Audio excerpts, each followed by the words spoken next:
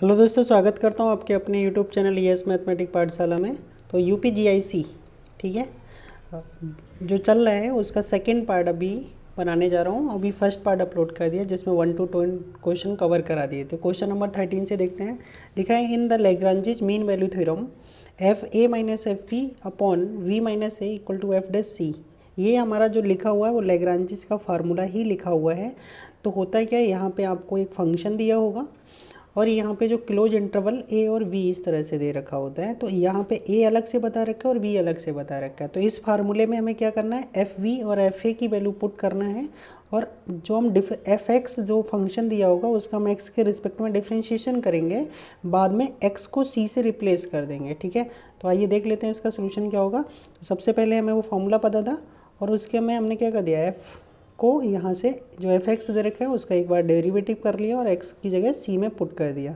ठीक है, फिर हमें एफ ए और एफ बी बनाना था। तो उसी फंक्शन में एक्स इक्वल टू हमने जो वैल्यू दे रखा था ए -11/7, ठीक है, ये रख दिया और फंक्शन में रख के आप निकाल लेंगे। ठीक है, तो इसलिए मैंने यहाँ पे क्वेश्चन लंबा हो जाता है इसलिए सॉल्व नहीं किया, आप डायरेक्ट इसको सॉल्व कर सकते हो।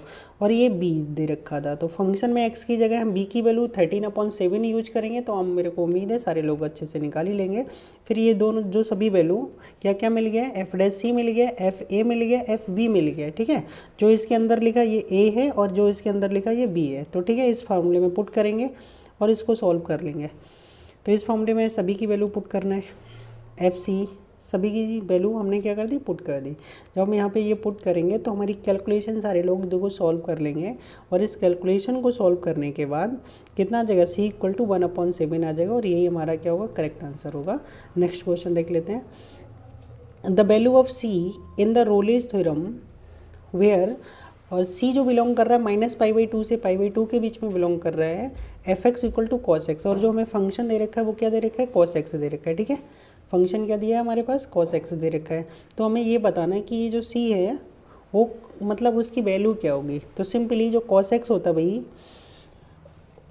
वो क्या दे रखा, फंक्शन दे रखा है, इसका एक बार डिफ्रेंशिएशन करना है। डिफ्रेंशिएशन करने के बाद हमें क्या करना है, एक्स की जगह सी लगाना होता है और एफ डैश सी रोले थ्योरम में क्या होता है, जीरो होता है। रोले थ्योरम की 3 कंडीशंस होती है, मैं बता देता हूँ। कोई फंक्शन कंटिन्यूस होता है क्लोज इंटरवल में, डिफरेंशिएबल होता है ओपन इंटरवल में, ठीक है, और f a equal to f b, f a equal to f b, ये तीसरी कंडीशन होती है। जब ये तीनों कंडीशनें सेटिस्फाई होती है तो उस कंडीशन में एक कांस्टेंट जो होता है सी, ठीक है, वो इस तरह से लाइज करता है, C belongs to open interval A comma B.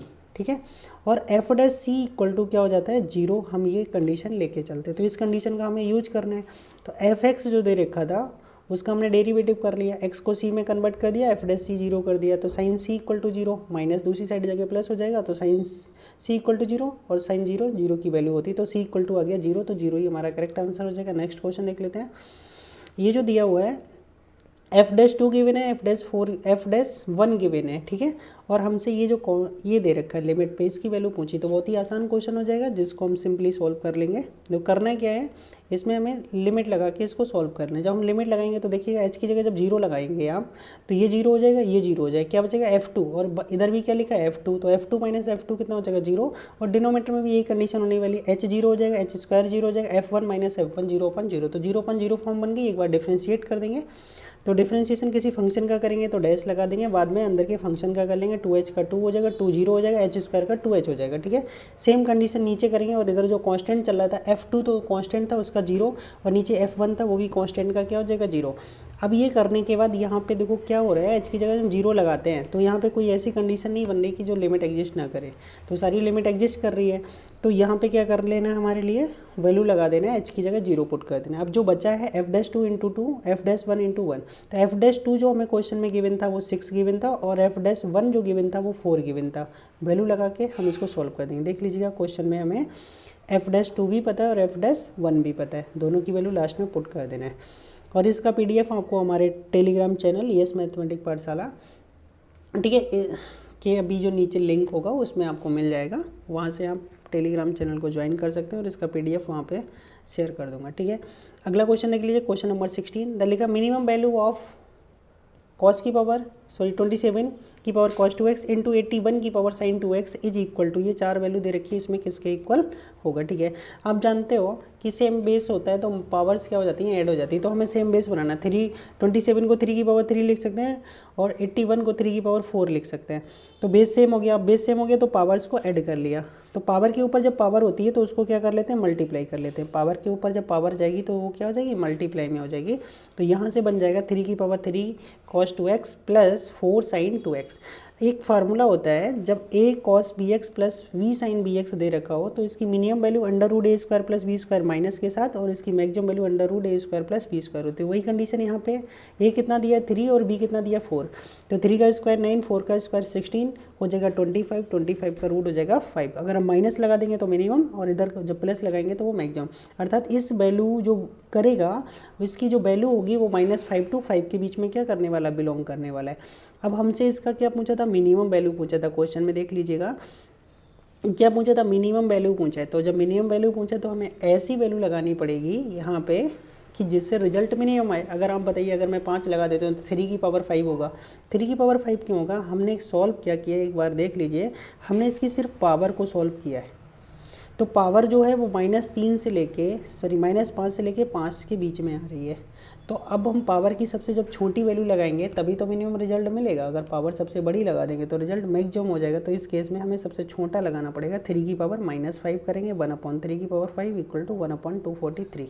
Next question, question number 17, if x greater than 0, x y equal to 1 then the minimum value of x plus y will be. देखो एक चीज़ बता दूँ मैं आपके लिए कि अगर दो नंबर्स का प्रोडक्ट 1 आता है तो इसका मतलब सिर्फ यही है कि एक नंबर दूसरे नंबर का क्या है, रेसिप्रोकल है, अर्थात वो आपस में क्या है, रेसिप्रोकल है, तभी दो नंबर्स का प्रोडक्ट क्या होगा, 1 होगा, ठीक है।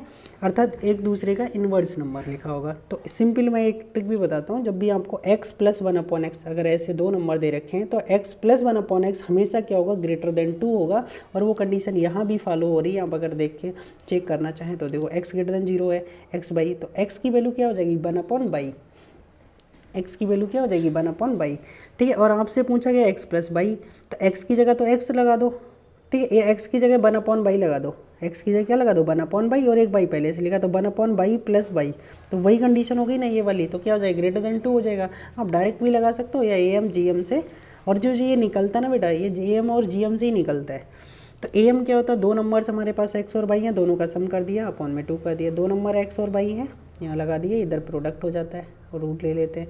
और x और बाई क्वेश्चन में हमें कितना दिया, 1 दिया, ये क्रॉस मल्टीप्लाई से 2 इधर चला जाएगा, तो x वाई क्या हो जाएगा, x plus y greater than equal to कितना हो जाएगा, 2। तो आप हमेशा ध्यान रखिए, अगर दो नंबर्स रेसिप्रोकल हैं एक दूसरे के और उनका सम पूछा जा रहा है तो always greater than equal to 2 होता है, ठीक है। नेक्स्ट क्वेश्चन देख लीजिए, question number 18, if a function f(x) is defined in the interval 0 and 2, ये क्लोज इंटरवल दिया बेटा, ये बुक में जो दे रखा है ना वो गलत छाप रखा है, वहाँ पे ओपन इंटरवल दे रखा है, बट ये कैसा होगा, क्लोज इंटरवल होगा, ठीक है। इस क्वेश्चन को समझ लीजिए, ये रियल एनालिसिस का क्वेश्चन है और रियल एनालिसिस में भी रायमन इंटीग्रल का क्वेश्चन है, ठीक है। तो रायमन इंटीग्रल के मिनिमम 2 क्वेश्चन तो एक पेपर में आ सकते हैं, क्योंकि सिलेबस में सीरियसली रियल का और कुछ भी नहीं है।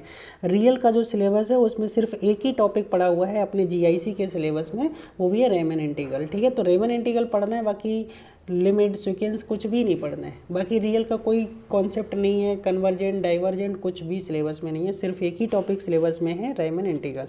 तो इसको देख लीजिएगा, सिंपल मिनिमम और सुप्रीमम का केस लगेगा यहाँ पे। तो एक चीज़ यहाँ पे हम आपको बताना चाहते हैं, इस क्वेश्चन को कैसे सॉल्व करना है। देखिएगा, ये 4 ऑप्शन है, मैंने लिख भी रखा है, और इसका फर्स्ट आंसर करेक्ट होगा। वो कैसे होगा वो मैं अभी आपको बता रहा हूँ। देखिएगा दोस्तों, ये क्वेश्चन का करेक्ट फॉर्म ये लिखा हुआ है, मैंने अपनी बुक से यहाँ पे क्वेश्चन को डाला है, ठीक है। तो क्या लिखा है, f(x) ये, चाहे आप उस तरह से पढ़िएगा या इस तरह से पढ़िएगा, दोनों का मतलब एक ही है। ये कब होगा, रेशनल वैल्यू पे होगा, और ये दूसरा वाला कब होगा, इरेशनल वैल्यू पे होगा। तो बट यहाँ पे अच्छे से फंक्शन ही डिफाइन कर रखा है, कोई प्रॉब्लम वाली बात नहीं। मैंने यहाँ पे जो लिखा है वो प्रॉपर बिल्कुल अच्छे से लिख दिया है कि x प्लस एक्स स्क्वायर किस पे होगा, रेशनल पे होगा, और x square plus x cube किस पे होगा, इरेशनल पे होगा, ठीक है। तो ये हमारा क्वेश्चन अच्छे से नोट कर लीजिएगा, और यहाँ पे जो थ्योरी में लिख रखा है ये क्वेश्चन है। अब इसको करना कैसे है, ये मेन इंपॉर्टेंट क्वेश्चन है अपनी रियल एनालिसिस का, रायमन इंटीग्रल का, और ये आने के चांस भी हैं दोबारा इसके। तो करना क्या है, अगर ये नहीं आएगा तो इस बेस पे आ जाएगा। तो सबसे पहले हम क्या करते हैं, इस फंक्शन को 2 पार्ट्स में कन्वर्ट कर लेते हैं। ठीक है। कन्वर्ट करने का मतलब ये है कि हमने इसको ब्रेक कर लिया, एक तो 0 से 1 पे, क्योंकि हमारा क्लोज इंटरवल 0 से 2 दे रखा है। अब हमने 0 से 1 और 1 से 2 पे ब्रेक कर दिया। अब आप समझ सकते हैं x की वैल्यू 0 और 1 के बीच में हो गई, अर्थात x 1 से छोटा हो गया। जब कोई भी क्वांटिटी 1 से छोटी होती है तो उसकी जितनी पावर बढ़ाएंगे ना, वो क्वांटिटी उतनी ही छोटी बन जाएगी। आप किसी भी नंबर की मल्टीप्लाई करके देख लो, जैसे 0.5 की मल्टीप्लाई मैं 0.5 से करता हूँ तो आपके लगेगा कि 0.5 से बड़ा आना चाहिए, बट 0.5 से और छोटी आ जाएगी, ये 0.25 आ जाएगा। तो हमेशा ध्यान रखिएगा, अगर दो नंबर्स की आप प्रोडक्ट कर रहे हो, अगर वो 1 से छोटे हैं तो उनका प्रोडक्ट और छोटा आ जाएगा, ठीक है। या सेम नंबर है, अगर आप 1 से छोटे नंबर का स्क्वायर कर रहे हो तो स्क्वायर और छोटा हो जाएगा। तो वही कॉन्सेप्ट हमें यहाँ पे यूज करना है, आप खुद से समझिएगा। अब आपके पास दो फंक्शन दे रखे थे, मतलब एक तो ये दे रखा था, दूसरा ये दे रखा था। अब आप ये बताओ, पहले में मैंने क्या करा, 0 और 1 के बीच में चूज किया, किसके, 0 और 1 के बीच में चूज किया। तो एक चीज़ जो है, अब ये बताओ ये क्वांटिटी वैसे कैसी रहेगी, ये x प्लस एक्स स्क्वायर वैसे तो छोटा होना चाहिए था इसकी कंपैरिजन में, बट हमने जो इंटरवल लिया है आप उसको देखिएगा, इंटरवल लिया 0 से 1 के बीच में, इंटरवल 0 से 1 के बीच में लिया है। तो ये क्वांटिटी अगर आप इसमें 1 से बड़ी वैल्यू लगाओगे, ठीक है, तब तो इसका रिजल्ट कम आएगा और इसका रिजल्ट ज़्यादा आएगा। बट हम क्वांटिटी कौन सी लगा रहे हैं, 0 और 1 के बीच की लगा रहे हैं, तो जो हमें छोटा लग रहा है ये वाला कैसा देगा, बड़ा रिजल्ट देगा, और जो बड़ा लग रहा है वो छोटा रिजल्ट देगा। इसलिए 0 से और 1 के बीच में, 0 और 1 के बीच में अगर हम बात करें तो कौन सा बड़ा होगा, तो ये फर्स्ट वाला क्या देगा, सुप्रीमम देगा, ठीक है। ये क्या देगा, हमारा सुप्रीमम देगा, कैपिटल MR। और 0 और 1 के बीच में ये वाला जो कंडीशन होगा ये वाला बड़ा देगा। तो हमने क्या किया, पहले दोनों के सुप्रीमम ही निकाल लिए, फिर से देख लीजिएगा, दोनों केस में हमने सुप्रीमम ही निकाल लिए। अगर वैल्यू 0 से 1 के बीच में होगी तो ये वाला रिजल्ट बड़ा देगा, क्लियर, और 1 से 2 के बीच में होगी तो ये वाला रिजल्ट बड़ा होगा। तो ये दोनों हमारे क्या हो गए, सुप्रीमम वाले केस हो गए। अब देखो इन्फीमम वाला केस कैसे करना है। अब अगर कंडीशन यहाँ बोले अगर 0 1 के बीच में है, अगर हमें इन्फीमम निकाला, छोटा नंबर निकाला, तो जो बड़ा देर वैल्यू थी वही तो छोटा रिजल्ट देगा, और जो छोटा रिजल्ट था वो क्या देगा, बड़ा देगा, ठीक है, ज़्यादा देगा। तो ये दोनों हमारे क्या हो गए, इन्फीमम होंगे, ठीक है। अब यहाँ से एक चीज़ और समझिएगा आप, बस आपको कुछ नहीं करना है, ये इतना समझ गए कि कौन सा फंक्शन कब लेना है, ठीक है। अब इसको क्या करो, 0 से 2 के, ये लिखने का सिस्टम होता है, ये -2 नहीं होता वो, ठीक है, लिखने का सिस्टम होता है 0 से 2 fx dx। तो हम इसको 0 से 1 और 1 से 2 के बीच में ब्रेक कर लिया। अब 0 से 1 के बीच में अगर हम सुप्रीमम का केस देख रहे हैं, यहाँ ऊपर माइनस माइनस जैसा अगर दिख रहा है तो उसका मतलब हम सुप्रीमम वाला निकाल रहे हैं। तो सुप्रीमम में हम सुप्रीमम वाले फंक्शन को यूज करेंगे, इनको यूज करेंगे, ठीक है। अगर ये हम नीचे माइनस अगर साइन ये इस तरह से इंडिकेट करते तो इसका मतलब हम इन्फीमम वाला निकाल लेते। तो इन्फीमम वाले केस में हम इन्फीमम वाले यूज करेंगे, समझ रहे हो। तो ये दो केस अलग अलग चलेंगे। तो पहले हम ऊपर वाले के लिए निकाल लेते, 0 से 1 के बीच में 0 से 1 का फंक्शन लगा देना है, और 1 से 2 के केस में 1 से 2 का फंक्शन लगा देना, सिंपल इंटीग्रेट करना है। तो इसका जो रिजल्ट आएगा भाई वो कितना आ जाएगा, ये आ जाएगा। अपने आंसर में यही वाला दे रखा है, अगर और सॉल्व करोगे तो ये आ जाएगा। अब ये 0 माइनस को अगर मैं नीचे की तरफ अगर इंडिकेट करता हूँ, ये माइनस नहीं सिर्फ इन्फीमम लिखने का तरीका है। तो अब यहाँ पे देखिएगा, इन्फीमम वाले केस में कौन सा केस भाई 0 से 1 के बीच में आ रहा है, ये वाला आ रहा है। तो ये पहले 0 से 1 के बीच में चूज करना पड़ेगा, और ये 1 से 2 के केस में चूज करना पड़ेगा।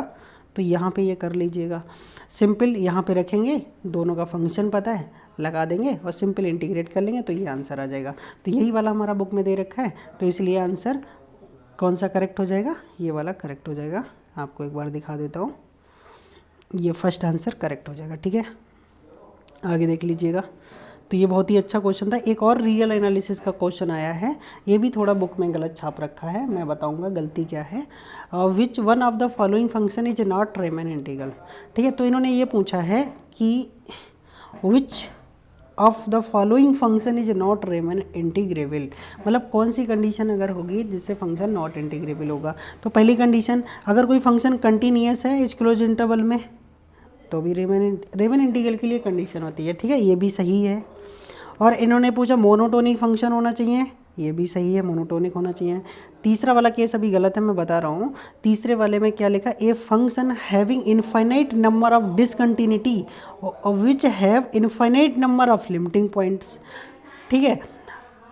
Limiting points in the interval, तो ये चीज़ नहीं होती, गलत होती है, अभी मैं बताऊंगा, सारो स्टेटमेंट आपको अच्छे से भी समझाऊंगा। But a function having finite number of discontinuity, क्या होता है, फाइनाइट नंबर ऑफ डिसकंटिन्यूटी होता है, और having finite number of limiting points होता है। अगर कोई function finite number of point discontinuity रखता है और finite number of limiting points रखता है, तब वो फंक्शन इंटीग्रेबल होता है, रिमेन इंटीग्रेबल। बट इसमें इनफाइनाइट नंबर ऑफ डिसकंटिन्यूटी और इनफाइनाइट नंबर ऑफ का क्या देगा, लिमिट पॉइंट देगा, इसलिए गलत हो जाएगा। ठीक है, तो ऑप्शन नंबर सी वाला हमारा गलत हो जाएगा, बाकी सभी सही हैं, तो ये नहीं होगा। अब देखो मैंने हर स्टेटमेंट को एक अलग अलग थ्योरम में डाल रखा है। देखो ये स्टेटमेंट थ्योरम फर्स्ट है हमारा, f is continuous on close interval, then इसका मतलब होता है बेटा f belong to R, R का मतलब रिमेन इंटीग्रेबल होगा। ठीक है, फर्स्ट थ्योरम को, फर्स्ट स्टेटमेंट को आपकी फर्स्ट जो विकल्प था उसके लिए वेरीफाई करती, ये सेकंड विकल्प को आपके मतलब सेकंड मल्टीपल को वेरीफाई करती, F is monotonic on close interval this. ठीक है, तो ये सेकंड को करती है। अब देखिएगा थर्ड को, थर्ड और फोर्थ मिला के आपके फोर्थ एग्जाम्पल को वेरीफाई करती है, मतलब फोर्थ मल्टीपल को करेक्ट करती है। इस set of point of discontinuity bounded function F on close interval is finite, क्या लिखा है, डिसकंटिन्यूटी, और ये कैसे लिखा, फाइनाइट होनी चाहिए। ठीक है, तो ये थर्ड वाले ऑप्शन का फर्स्ट पॉइंट हो गया, फोर्थ वाले ऑप्शन का, और ये फोर्थ ऑप्शन का सेकंड पॉइंट हो गया कि set of discontinuity of bounded function F has finite number of limit point, finite number of limit points होने चाहिए और फाइनाइट नंबर ऑफ डिसकंटिन्यूटी होनी चाहिए, तब वो रिमेन इंटीग्रेबल। एक तो क्लोज इंटरवल पे कंटिन्यूअस होना चाहिए, एफ मोनोटोनिक होना चाहिए, और तीसरा finite number of limiting point and finite number of point discontinuity होनी चाहिए, तब वो रिमेन इंटीग्रेबल होगा। और ये बहुत ही ज़्यादा चारों थ्योरम के स्टेटमेंट इंपॉर्टेंट है, कोई भी स्टेटमेंट आपका पूछा जा सकता है। नेक्स्ट क्वेश्चन देखते हैं, इसमें थोड़ा टाइम लग गया guys. The area of enclosed by the ellipse, इस इलिप्स के द्वारा पूछा गया भाई, एरिया पूछा गया है। वैसे इलिप्स का एरिया कितना होता है भाई, पाई ए भी होता है अगर स्टैंडर्ड होता है तो। ठीक है, अब यहाँ पे हम कैसे इसको उस स्टैंडर्ड फॉर्म में कन्वर्ट करेंगे थोड़ा, तो देखो कैसे कन्वर्ट करेंगे भाई। x equal to a cos t था, हमने इसको नीचे ले लिया, y equal to sine t, दोनों को स्क्वायरिंग करके ऐड कर दो तो x अपन ये हो जाएगा, और इधर sine square T plus cos square T. तो हमारा देखो आ क्या रहा है, x square upon A by square upon 1, अर्थात b की जगह 1 आ गया। तो सिंपली अगर हमारा ये वाला स्टैंडर्ड होता तो हम इसको क्या लिखते, पाई ए भी लिखते। अब ए की जगह तो ए है, बी की जगह 1 है, तो हमने यही लगा दिया, तो आंसर क्या आ जाएगा, पाई ए आ जाएगा। ठीक है, नेक्स्ट क्वेश्चन देख लीजिएगा।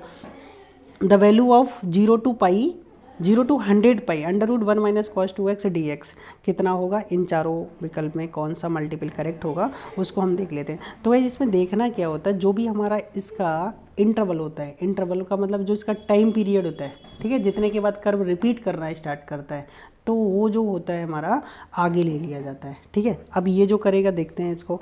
अभी मैंने क्या किया, इसको 1 काट के ले लिया, तो साइन स्क्वायर बाहर निकालोगे तो मॉड साइन एक्स हो जाएगा, तो जो नेगेटिव पे जाएगा नहीं, अर्थात ये 0 से पाई तक, फिर 0 से पाई तक इस तरह से चलेगा। अर्थात जो इसका इंटरवल होगा, मतलब जो टाइम पीरियड होगा वो कितना होगा, 0 से पाई, और यहाँ पे कितना लिखा 100 पाई, तो पूरा का पूरा 100 हमारा क्या हो जाएगा, आगे आ जाएगा। ठीक है, और 0 से पाई पे इसको सिर्फ इंटीग्रेट कर देना है, और 0 से पाई के बीच में इंटीग्रेट करेंगे, साइन एक्स कॉस एक्स लिखा है उसका साइन एक्स हो जाएगा, क्योंकि मॉड लगा था इसलिए नेगेटिव नहीं होगा, और यहाँ पे इसलिए ये हमारा आंसर आ जाएगा। ठीक है, नेक्स्ट क्वेश्चन देख लेते हैं।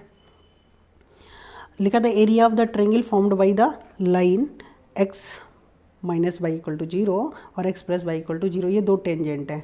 ठीक है, आप अगर इससे टेंजेंट बनाएंगे तो x इक्वल टू वाई मिलेगा, और इससे टेंजेंट बनाएंगे तो x इक्वल टू कितना मिलेगा, माइनस वाई मिलेगा। अर्थात ये दोनों ओरिजिन से लाइन जाएंगी, और एक हमारी y इक्वल टू वाली ये x लाइन हो जाएगी, और ये y equal to minus x वाली लाइन हो जाएगी। अभी इसको फिगर में देख लेते हैं, और इसका निकालना है। ये हमारा कौन सा रेक्टेंगुलर हाइपरबोला का दे रखा है। ठीक है, इसको ज़रा चेक कर लेते हैं। तो सिंपल पहले दोनों लाइनें बना ली, इससे ये बन गई, इससे ये बन गई, और ये दे रखा है। ठीक है, तो ये दोनों लाइन, ये y इक्वल टू हमारी कौन सी लाइन जा रही भाई, ये y इक्वल टू, एक सेकेंड थोड़ा छोटा कर लेते हैं, ये y equal to minus x line होगी, और ये y इक्वल टू एक्स होगी, और ये रेक्टेंगुलर हाइपरबोला हमारा जाएगा इसको टच करते हुए। ठीक है, तो यहाँ से क्या करना है हमें, जो इनके बीच का बाउंडेड इस रेक्टेंगुलर हाइपरबोला से और इन लाइनों के बीच का जो बाउंडेड रीजन होगा उसका एरिया निकालना है, अर्थात इस पार्ट का निकालना है, इतने का। ठीक है, ऐसे और ऐसे इसमें कितने पार्ट हैं, 4 पार्ट। देखो एक जो मैंने किया, दूसरा ये, तीसरा ये, चौथा ये, 4 पार्ट है, तो इसको हम सीधे सीधे 4 से क्या कर लेंगे, मल्टीप्लाई कर लेंगे। तो इसलिए मैंने 4 से मल्टीप्लाई, यहाँ से यहाँ तक की जो बाउंड्री होगी भाई, ये कितना होगा, 1,0 होगा जाके हमारा। ठीक है, जब 1,0 होगा तो यहाँ से यहाँ तक का लेंथ कितना हो जाएगा, a, और a भी लेंथ कितना होगा, a। ठीक है, तो 1/2 बेस इंटू हाइट, क्योंकि ये राइट एंगल ट्रायंगल बनने वाला है, तो 1/2 बेस इंटू हाइट लगा के इसको सॉल्व कर लेंगे, ठीक है। बेस हमारा कितना होगा, ए होगा, और हाइट भी कितनी होगी, ए, तो ए इंटू ए कितना हो जाएगा, ए स्क्वायर, 2 से 2 काट देंगे तो वो कितना आ जाएगा, 2a स्क्वायर आ जाएगा, ठीक है। नेक्स्ट क्वेश्चन देख लेते हैं, बहुत ही आसान क्वेश्चन है। इंटीग्रेशन ले रखा 1 से 2 और dx अपॉन √1 + x², और दूसरा इंटीग्रेशन ये दे रखा। दोनों इंटीग्रेशन डायरेक्ट फार्मूले हैं, तो आपसे पूछा गया I1 और I2 में कौन सा ग्रेटर होगा। तो देख लेते हैं गाइस कौन सा ग्रेटर होगा। तो यहाँ पे सिंपल देखो फार्मूला था ये, इसके फार्मूले को हमने एक्सप्लेन कर दिया, और यहाँ पे हमने इसमें 2 और 1 पे करने के बाद ये कंडीशन आ गई हमारी। अभी हमने थोड़ा इधर भी सॉल्व किया है। अब ये आया log m - n को log m अपॉन n कर दिया, ठीक है। अब इसके कॉन्जुगेट से मल्टीप्लाई कर ली, तो log के अंदर आ रहा है 1.754, ठीक है। मैं PDF सेंड कर दूंगा, बाकी आपको मेथड समझाना मेरा काम है, कैलकुलेशन आप खुद कर सकते हो, जहाँ पे दिक्कत आती है वहाँ पे बात करते हैं, ठीक है। पहले तो यहाँ पे किसी को कैलकुलेशन में दिक्कत नहीं आनी चाहिए। एक तो क्वेश्चन का कलेक्शन और कैसे शॉर्ट ट्रिक से करना वो सीखना है आपको, ठीक है। बाकी कैसा लाइन टू लाइन करना तो यार खुद का काम है, जब इसको बैठ के करोगे ना तब समझ में आएगा, मेरे बोलने से समझ नहीं आएगा। उसके बाद ये log ये दे रखा भाई, दूसरा वाला ये I2 दे रखा था 1/x का log x हो जाएगा, लिमिट लगाएंगे तो ये आ गया भाई log 2, और ये कितना आया log 1.74। तो आप समझ सकते हो यार ये I2 आया है मेरे भाई, और ये I1 आया है, ये I1 आया है। तो देख रहे हो I2 बड़ा है ना log 2, तो I2 greater is I1। 24 question देख लेते हैं, अभी बहुत अच्छा क्वेश्चन है। The value of 1 to 2 integration e⁻x x - 1/x² dx। तो इसका हमें क्या करना है, सिंपल इंटीग्रेशन करना है। इतने क्वेश्चन आसान आते हैं, ठीक है। तो सिंपली करना है क्या है, देखो इसको हम फर्स्ट की मल्टीप्लाई करेंगे अपॉन में x², तो e⁻x into x upon x² करेंगे तो 1/x ऊपर जाके ये हो जाएगा। सेकंड वाले के साथ करेंगे तो e⁻x इंटू 1/x² आता तो उसको ऊपर लेगा ये। तो अब करना क्या है ना, सेकंड वाले को ऐसे ही छोड़ दो, फर्स्ट वाले को आप इंटीग्रेट कर लो। फर्स्ट वाले को क्या कर लेंगे, इंटीग्रेट करेंगे। जब फर्स्ट वाले को इंटीग्रेट करेंगे तो फर्स्ट को हमने e⁻x को इंटीग्रेट किया है, और फर्स्ट मतलब सेकंड टर्म माना है और इसको फर्स्ट टर्म माना है, तो फर्स्ट को हमने छोड़ दिया, e⁻x का इंटीग्रेशन e⁻x हो गया। और यहाँ पे e⁻x का इंटीग्रेशन ये हो जाएगा, और 1/x का डिफ्रेंशिएशन -1/x² हो जाएगा, इसलिए प्लस हो जाएगा, और ये इससे क्या हो जाएगा, कैंसिल हो जाएगा, सेम आ रहा है, ठीक है। अब बचा ये फर्स्ट वाला टर्म, इसमें क्या करना, लिमिट लगा लीजिएगा e²/2 माइनस, क्योंकि हम 2 लगाएंगे, ठीक है ना। तो यहाँ पे जब ये लिमिट लगाओगे तो देखो क्या होने वाला है, e की पावर तो एक 2 होने वाला है, ठीक है। क्या हो जाएगा, e की पावर 2 हो जाएगा, और इन 2 में क्या आता है, 2 आ जाता, ठीक है। अब दूसरा वाले की जब हम बात करेंगे, दूसरे वाले की बात करेंगे, क्या लगाना, 1 लगाना है। 1 लगाएंगे तो वो कितना हो जाएगा, 1 हो जाएगा।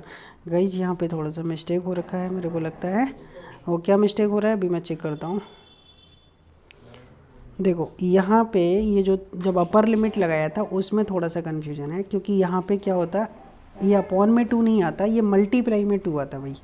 ये जो 2 लिख रखा है, ये 2 कहाँ आएगा, ये यहाँ से कट करके यहाँ पे आएगा मल्टीप्लाई में 2, ठीक है। तो e कॉमन कर लेंगे तो 2e - 1 बचेगा, ऐसा कोई ऑप्शन है, एक सेकेंड, इस तरह का कोई ऑप्शन मैच नहीं कर रहे हैं। चलो मैं इसका जो भी सोल्यूशन होगा मैं करके भेजता हूँ अभी, और बाकी मैं चेक करता हूँ यहाँ पे क्या प्रॉब्लम आने वाली है। एक सेकंड, ओह सॉरी, सही है, ठीक है। वो x की पावर -1 लिखा हुआ है, x की पावर क्या लिखा हुआ, -1 लिखा हुआ, तो 2 की पावर -1 आता है, इसलिए वो अपॉन में आ गया, ठीक है दोस्तों, करेक्ट है। यहाँ पे मेरे को लग रहा था वो x की पावर -1 है ना, उसको नहीं देख रहा था। x की पावर -1 और 2 की पावर -1 आएगा तो 1/2 ही आएगा, ठीक है, करेक्ट हो गया। नेक्स्ट 25 क्वेश्चन की बात कर लेते हैं। तो 25 क्वेश्चन तो वैसे ही आसान दिए, the area of the reason bounded by the parabola x = -2y² और एंड x = 1 - 3y²। तो देख रहे हो आप ये बाई में इवन है, और अगर बाई में इवन है तो x के अबाउट सिमेट्री होने वाली है, x के अबाउट सिमेट्री होने वाली है। और एक चीज़ आपको और बता दूं, जिसमें इवन होता है उसी को हम 0 कर लें तो लिमिट निकल के आ जाती है। तो हम बाई को यहाँ से 0 करेंगे तो पहला वाला x = 0 आ जाएगा, और यहाँ से जब हम सेकेंड वाले से सेकंड वाले से जब हम बाई को 0 करेंगे तो यहाँ से x = 1 आ जाएगा। तो क्लियर हो गया, यहाँ से बाई 0 करने पे x = 0, और यहाँ से बाई को 0 करने पे x = 1। तो लिमिट होने वाली है 0 to 1, और बाकी फंक्शन y1 - y2 करके इसको सिंपली सॉल्व कर लेना है। इतना करने की कोई ज़रूरत नहीं है मेरे भाई, हटाओ, सिंपली y1 - y2 की वैल्यू लगा दो यहाँ से, ठीक है।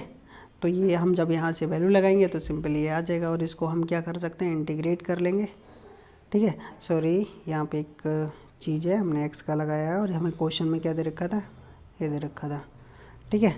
तो x/dx यहाँ पे जब हम इसको सॉल्व करेंगे तो ये वैल्यू लगा देंगे इसकी, ये y1 नहीं होगा यार, और यहाँ पे क्या लिखा है, y = लिखा है, और यहाँ पे भी क्या लिखा है, x = लिखा है। तो x1 - x2 कर लीजिएगा, x1 माइनस x2, तो भाई dx कर लेंगे, तो भाई को 0 करके फिर हम ये लिमिट लगा देंगे, तो ये सॉल्व होकर हमारा रिजल्ट आ जाएगा। ठीक है, तो यहाँ पे x1 x2 होगा। ठीक है भाई, यहाँ पे क्या होगा, x1 x2 होगा, तो बाहर क्या चलेगा, dy चलेगा, बाहर क्या चलेगा, dy चलेगा। ठीक है, फिर हम यहाँ पे क्या करेंगे, लिमिट लगा देंगे y की।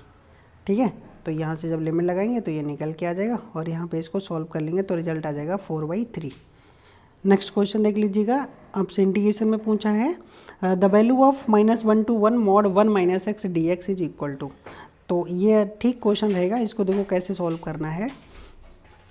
इसको सॉल्व करने के लिए हम इसका ग्राफ बना लेते हैं, या ग्राफ ना भी बनाओ तो भी कोई प्रॉब्लम नहीं है।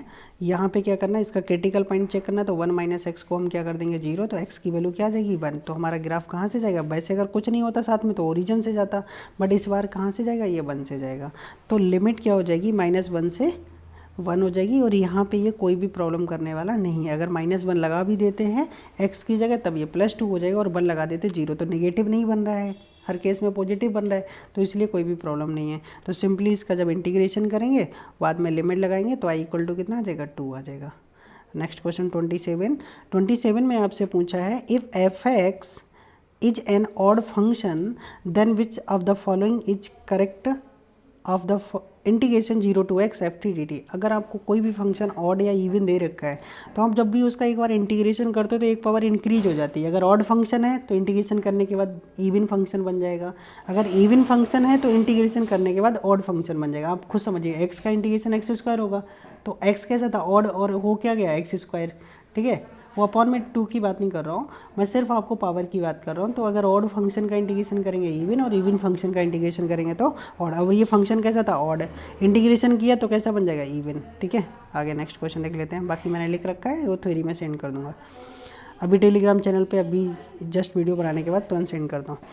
If f is an odd function, ठीक है, if is an odd function then ये पूछा गया है आपसे mod x + x² f(x) is equal to. देखिएगा इसको भी कैसे कितने आसान तरीके से सॉल्व करते हैं अपने लोग।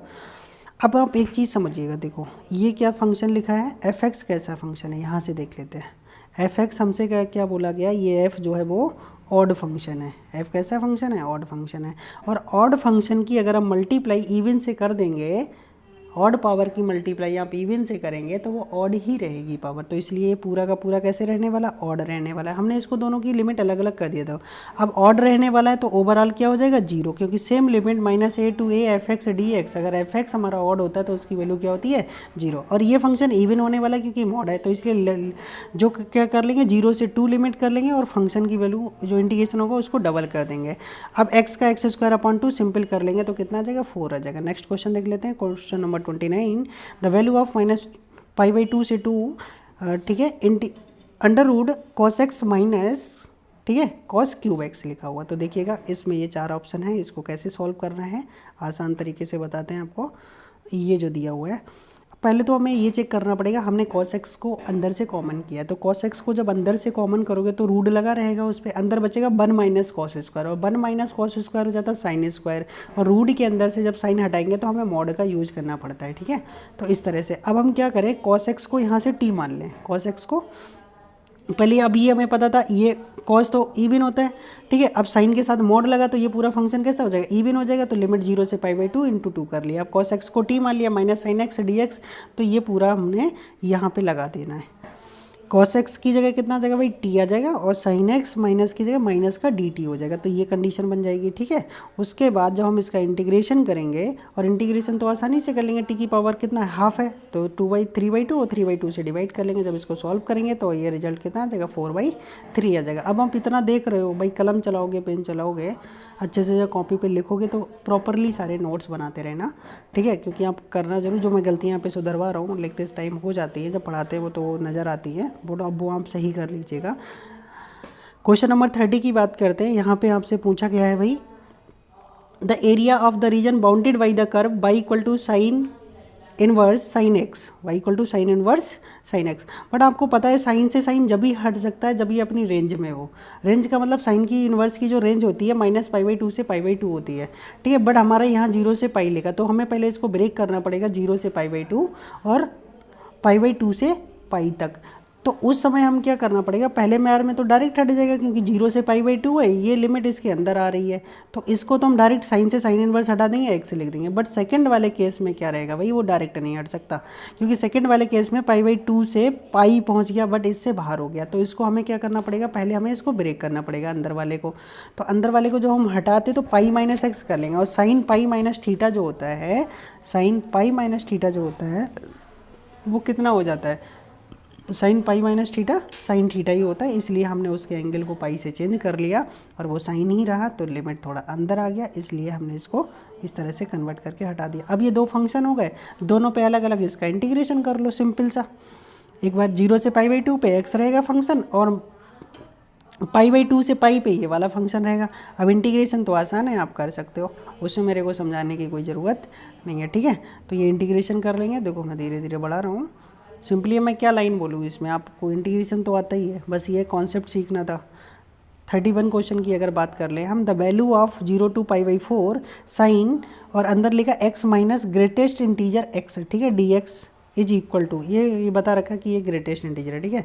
अब किसी भी x में से अगर ग्रेटेस्ट इंटीजर हटा दोगे तो क्या बचेगा भाई, फ्रैक्शनल पार्ट ऑफ x बचेगा, तो फ्रैक्शनल पार्ट ऑफ x बचेगा, तो इसको हमने क्या लिख दिया यहाँ पे, फ्रैक्शनल पार्ट ऑफ x लिख दिया। और 0 से π/4 पे जो sine x, sine fractional part of x वो साइन x ही देता है, इसलिए यहाँ पे कोई प्रॉब्लम नहीं होगी। साइन x का इंटीग्रेशन माइनस कॉस x, इसको लिमिट लगा के यहाँ से सॉल्व कर देंगे और सिंपल सा आंसर हो जाएगा, माइनस को अंदर ऑपरेट कर देंगे तो 1 - 1/√2, ठीक है। अभी लास्ट पे पहुँचने वाले हैं, बस 2 क्वेश्चन और होंगे।